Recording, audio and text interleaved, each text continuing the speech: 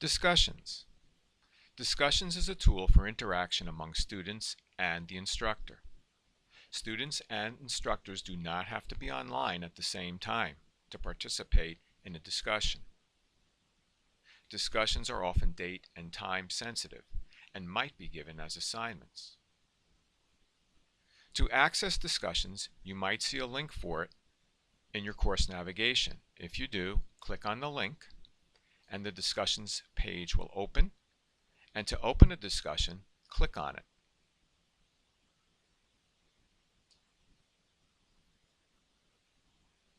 Instructors often post a question for class discussion and then ask students to post a reply.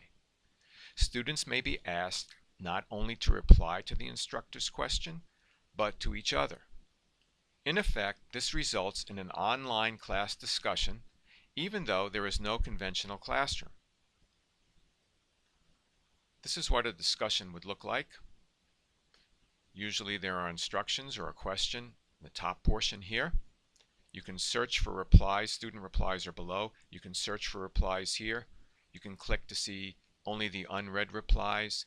You can collapse all these replies if you want by clicking this button, and you can expand all the replies, as you see here, to see all of them. Students who want to reply, click the reply button.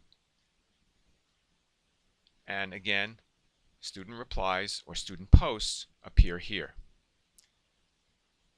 Green subscribe button means you will receive notifications of new replies. If the button is uncolored, you are not subscribed. Click the uncolored button if you want to describe. It'll turn green.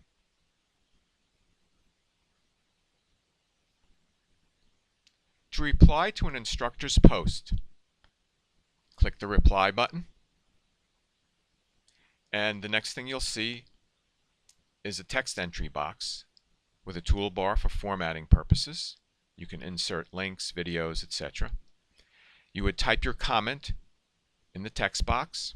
You can attach a file if you wish. And once you're done, click the Post Reply button to post your comment in the discussion. It will usually appear at the bottom of the discussion thread.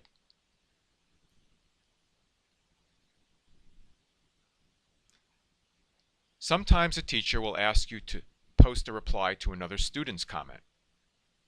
If a student replies to another student, their replies get grouped together.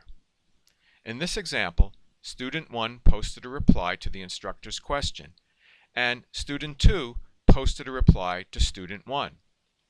Notice both of these posts got grouped together in one box.